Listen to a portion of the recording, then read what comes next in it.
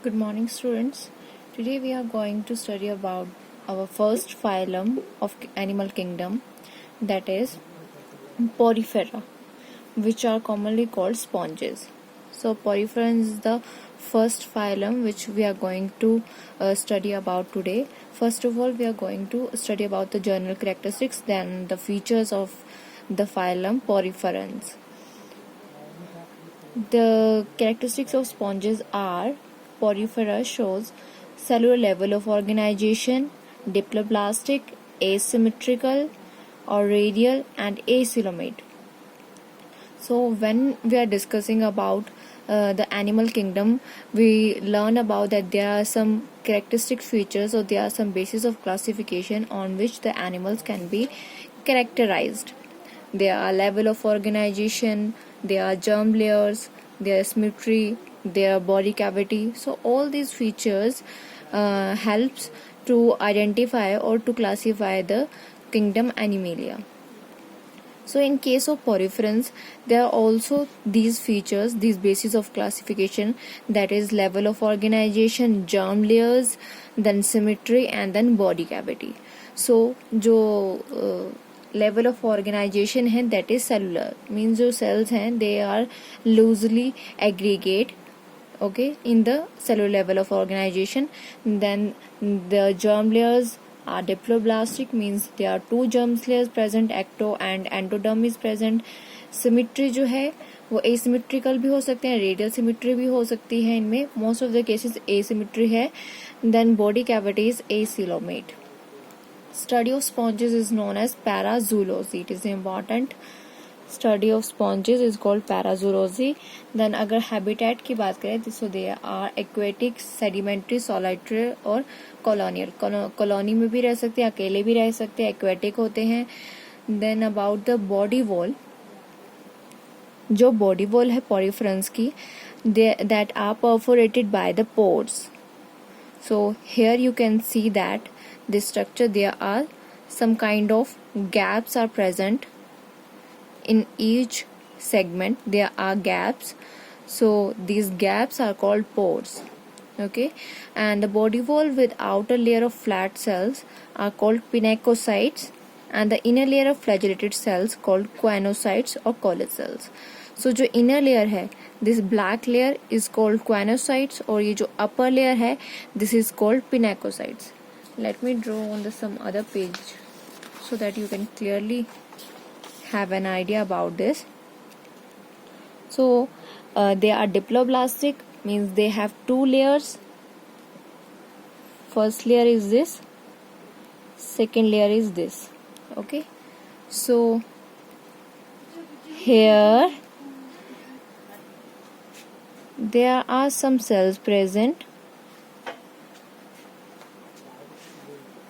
and on the other hand there are also some cells are present.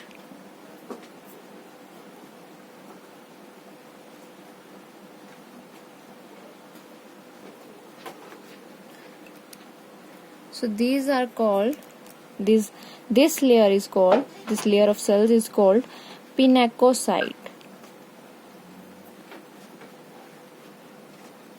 and this layer is called choanocyte,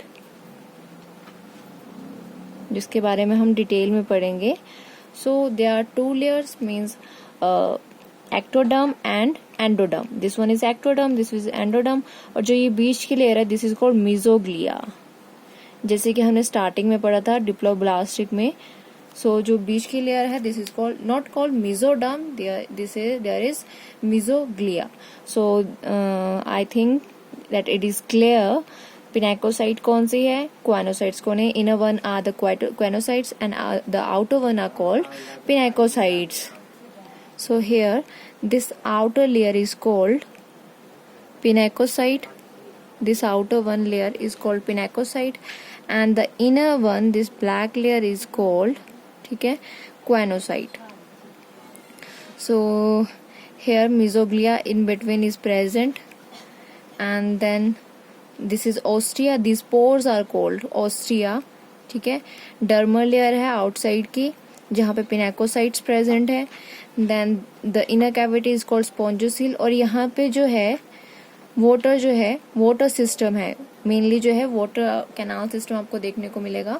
so there in these pores waters enter, okay, so water is entering from these pores, these ostia actually, और यहाँ से फिर osculum के through बाहर जाते हैं। This pore is called osculum, this upper part is called osculum. और यहाँ पर लेयर प्रेजेंट होती है,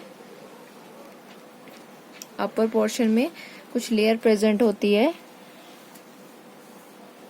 this is called sieve, this one is called sieve. Let me write with the other pen, सीव।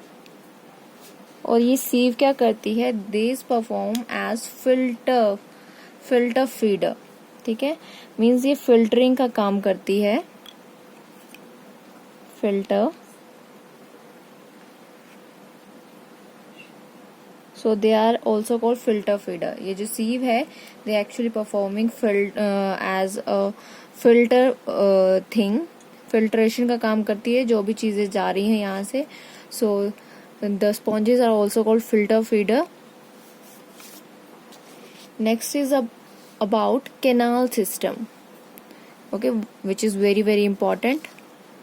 So canal system, what is this canal system? By constant beating of flagella of choanocyte cells, a water current is produced which has fixed direction. All exchanges between sponge body and external medium are maintained by means of this current. What there is happening, this is sponge, okay, this is sponge.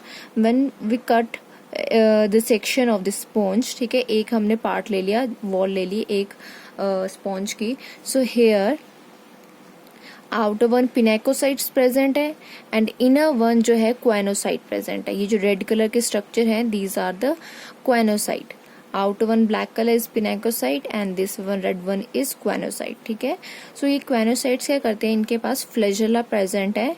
So this flagella actually moving, ठीक है, flagella जो है वो beat कर रहा है, इस तरह से बीट कर रहा है, और इस तरह से की बीटिंग से जो है वाटर जो है वो एंटर कर रहा है, ठीक है। वाटर यहाँ से आया और ये, ठीक है, कोई भी चीज आ रही है तो वो आगे की तरफ मूव कर रही है। So this happen in the case of sponge, ठीक है। वाटर कैनाल सिस्टम जो है ऑपरेट हो रहा है, वाटर सिस्टम ऑपरेट हो रहा है। सो एक करंट जो है ऑपरेट होता है जैसे ही ये फ्लैजेला जो है वो बीट करते हैं, ठीक है, एक करंट ऑपरेट होता है and this is what called canal system, ठीक है। बीटिंग से जो है पानी जो है वो ऊपर की तरफ आता है, जैसे यहाँ पे क्वानोसाइट्स प्रेजेंट होंगे, ठीक है, क्वानोसाइट यहाँ प्रेजेंट होंगे तो क्या करेंगे, बीट करेंगे और ऊपर की तरफ भेजेंगे, ठीक है, बीट करेंगे ऊपर की तरफ भेजेंगे। सो वाटर करंट ऑपरेट हो रहा है, this is called canal system. So this canal system helps in respiration, circulation, excretion, nutrition etc. बहुत सारे जो है ये सिस्टम ऑपरेट करता है canal system in case of sponges, ठीक है। सारा का सारा काम जो है इस कैनाल सिस्टम पे जो है वो सारा का सारा टिका हुआ है। ऑपरेट जो है ऑपरेटिंग सिस्टम कैनाल सिस्टम को हम बोल सकते हैं। So here we can see that osculum is there, ठीक है, ऑस्कुलम से पानी अंदर आ रहा है, वाटर अंदर आ रहा है, जहाँ से कैनाल सिस्टम ऑपरेट होगा। These are choanocytes, outer side pinacocytes हैं, बाहर की लेयर है, और जो इन बिटवीन जो गैप है दैट इज मीजोग्लिया, ठीक है, मीजोग्लिया है, और कुछ स्पिक्यूल्स प्रेजेंट है। अब इन स्पिक्यूल्स का क्या काम है वो हम लेटर ऑन डिस्कस करेंगे। वैसे सपोर्ट का काम करता है, बाकी जो फीचर्स हैं वो वन बाय वन डिस्कस करते जाएंगे। Now this one is the detail structure of choanocyte which is also called collar cell. Collar cells क्यों बोलते हैं, because this one collar like structure is present here, okay. So collar cells and the here a structure is present called amoebocyte, ठीक है। सो amoebocyte जो है वो क्या करते हैं, डाइजेशन का काम करते हैं। हमें पता है कि अमीबा लाइक स्ट्रक्चर जो है वो डाइजेशन का काम करेंगे। जो भी वाटर के साथ जो भी न्यूट्रिशन अंदर आ रहा है, ठीक है, वो न्यूट्रिशन जो है यहाँ पर जो स्ट्रक्चर है यहाँ पर सेंड कर देते हैं, ठीक है। यहाँ पे कुछ फूड वैक्यूल्स प्रेजेंट होते हैं। तो ये क्या करता है, कॉलर सेल्स जो है क्वाइनोसाइट्स क्या करते हैं, वाटर के साथ कुछ न्यूट्रिटिव मटेरियल भी अंदर आ रहा है, फूड मटेरियल भी अंदर आ रहा है, यहाँ पर डाइजेस्ट होता है और इसको सेंड कर देते हैं पीछे अमीबोसाइट को, और ये जो है नेक्स्ट नियर बाय सेल्स को जो है वो पास आउट करता है, वो जो डाइजेस्टेड फूड है उसको पास आउट करता है। So next thing is digestive system, जो हम बात कर रहे थे। System is absent, digestive system is absent in case of the sponges. कोई आपको एलिमेंट्री कैनाल देखने को नहीं मिल रही, सिर्फ एक वाटर सिस्टम जो ऑपरेट हो रहा है। सो ओनली वाटर ट्रांसपोर्ट और canal system gather food is present to gather food. Okay, water के साथ ही जो भी फूड मटेरियल आ रहा है अंदर, वहीं से जो है न्यूट्रिशन लेंगे। Then intracellular and takes place inside food vacuoles as in protozoans. Intracellular है जो भी डाइजेशन होती है, और जैसे प्रोटोजोन के केस में होता था, जैसे अमीबा में एनगल्फ करते थे, फूड वैक्यूल में डाइजेस्ट होता है, ठीक है, तो वैसा ही केस इन स्पॉन्जेस में है। About the respiratory system, it is also absent in case of sponges. Okay, so exchange of gases occurs through diffusion. Diffusion के through जो है वो gases का exchange हो रहा है। Excretory system absent, it is also absent, and excretion by the canal system, जो water current operate हो रहा है और फिर जो osculum के through बाहर जा रहा है, वहीं से जो है excretion हो रही है। And there is ammonia which is the chief excretory waste removed through diffusion, ये भी diffusion के through remove हो रहा है। ये टर्म याद रखनी है, अमोनिया, ठीक है, जो कि excretory waste है in case of sponges। Then skeletal system, they possess an internal skeleton, skeleton present है इन केस में। अभी जो skeleton है वो क्या है, it may consist of calcareous और siliceous spicules or of the spongin fibers or of both. A structure like this is present, structure like this, ठीक है, ये जो पर्पल कलर का बीच में स्ट्रक्चर दिखा रही हूँ, यहाँ पे जो है प्रेजेंट होता है, यहाँ पे जो इन बिटवीन पर्पल कलर के स्ट्रक्चर्स प्रेजेंट है, these are spicules. Okay, so these spicules provide support to the sponges. Okay, so ये जो है कैल्सीरियस भी हो सकती है, कैल्शियम की बनी होगी तो इट इज कॉल्ड कैल्सीरियस। अगर सिलिका की बनी हो गई, स्पिक्यूल जो है सिलिका के बने होंगे, सो दीज आर सिलिशियस। और अगर ये स्पॉन्जिन फाइबर्स के बने होंगे तो they are called spongin fibres, ठीक है, फाइबर्स के बने होंगे तो, so these are spicules which provide support to the sponges. Okay, so nervous system जो है वो completely absent है in this case. Okay, nervous system is absent. Then reproduction occurs by both asexual as well as sexually, ठीक है, reproduction दोनों तरह से होती है, असेक्सुअल भी है और सेक्सुअल भी है। सो असेक्सुअल रिप्रोडक्शन जो है उसमें बर्डिंग और गैम्यूल्स आ जाते हैं। तो बर्डिंग जो है एक्स्ट्रा बर्ड जो है वो अराइज होती है फ्रॉम द स्पॉन्जेस, ठीक है, like this. For example, this one is the sponge. Okay, और यहाँ से बर्ड अराइज होगी।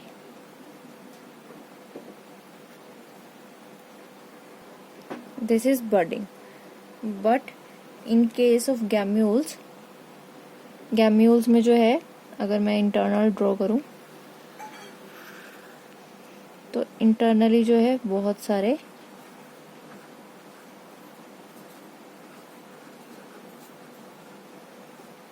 these circular like structures appears in case of sponges, ठीक है।